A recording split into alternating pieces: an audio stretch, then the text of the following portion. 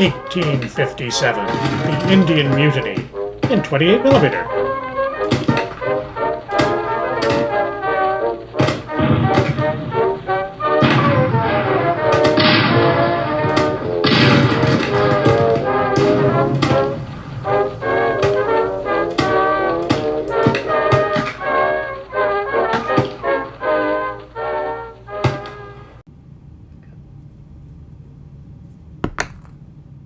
Not again.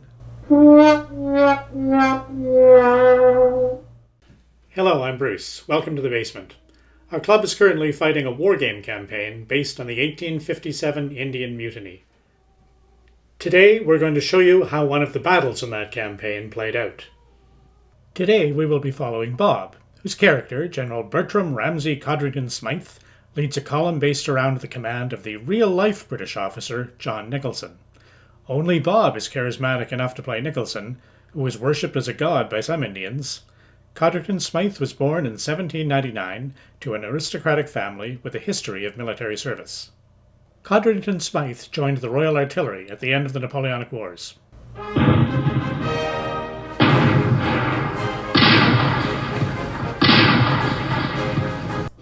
However, he purchased a commission in the infantry just in time for the Battle of Waterloo.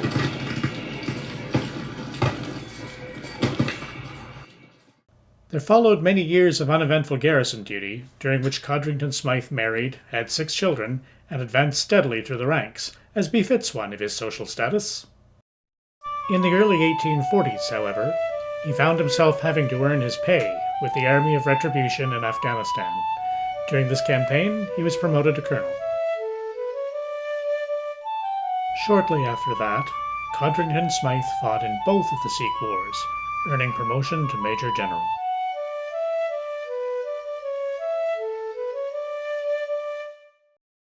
Codrington-Smythe was by now the very model of a modern Major General, and as did most of his generation, he served in the Crimean War, where he won the Victoria Cross. So, when the Indian Mutiny erupted, Codrington-Smythe was given command of the Army of Lahore. After quelling the revolt in the Punjab, he led his troops against the rebel cities in central India. Codrington-Smythe laid siege to the city of Bikaner, but an army of rebels from Delhi attacked him. Bob has had to lift the siege to deal with this threat, and that's where today's battle begins. In today's battle, Bob, Perry, and Gary will play the Army of Lahore, while Mark and Eric will command the mutineers. Let's hear what the two sides are thinking.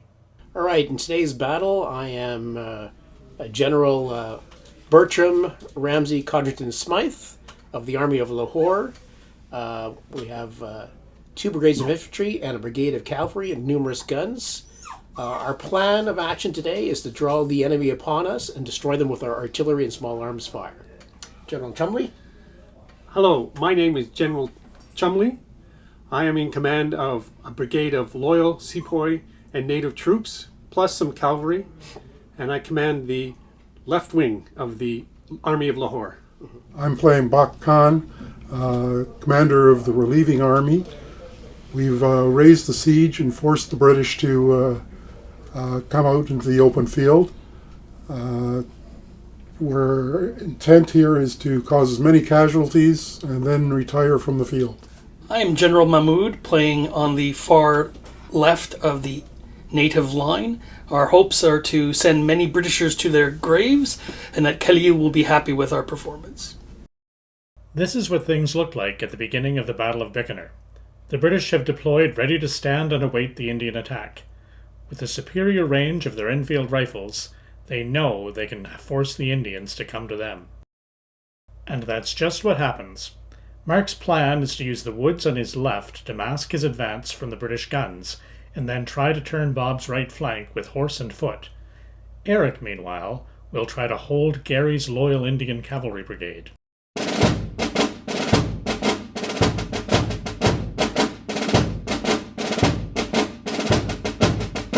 The Indian army begins its advance. Hey Bruce, what are you doing? Playing with your toy soldiers again? Hey everyone, it's Mrs. The Die is Cocked. But they're not toy soldiers, they're historical miniatures. And we're not just playing, we're recreating history. Well, can I watch? Okay, but keep quiet. I'm narrating here. The British take the Indian advance in stride, replying with rifles and cannon. Hey, is that Bob? He's pretty skinny for a wargamer, isn't he? Whatevs. The battle lines face off. Stop it! This is serious! Gary, commanding the British heavy artillery on the left, trades counter-battery fire with the Indian guns. But Eric is rolling hot today, and Gary's batteries are gradually silenced. What the heck is that? It's a 10-sided die. Different games use different kinds of dice to reflect the range of outcomes in the rule set. You guys are as geeky as D&D players. Mark's plan appears to be working. He has maneuvered onto Bob's flank, protected by the woods. He is now ready to strike a hammer blow. The British units are of a bit better quality, but the Indians have the numbers. Mark has Bob right where he wants him.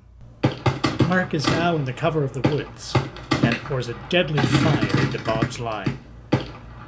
Too late, Bob and Perry realize that they are in deep trouble. But for the Indian commander, Bakht Khan, the situation looks very good. An elephant. Cool. Bob counterattacks, but Mark's troops in the woods stand firm. Bob quickly finds himself outnumbered, and his counterattack loses steam. Oh no.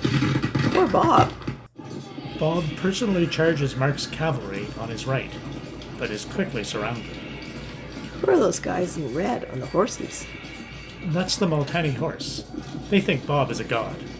Well, who wouldn't? On the Indian right, Eric also advances.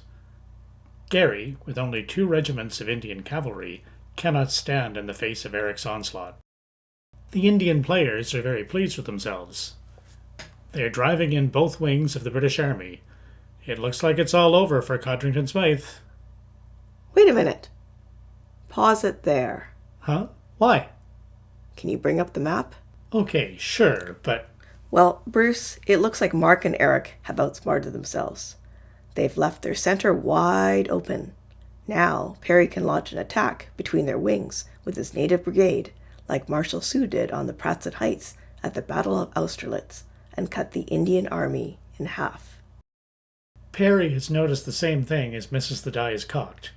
Perry is a deadly player if you give him an opportunity, and he charges forward with his fresh brigade of loyal sepoys. He punches straight through the mutineer center.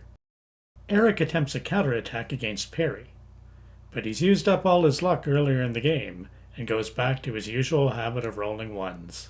At this point, the Indian army has suffered enough casualties to have reached its breakpoint. Codrington-Smythe's victory will allow the army of Lahore to resume the siege of Bikaner, and so our campaign continues. I'd like to thank Mrs. the Die is Cocked for helping me narrate today.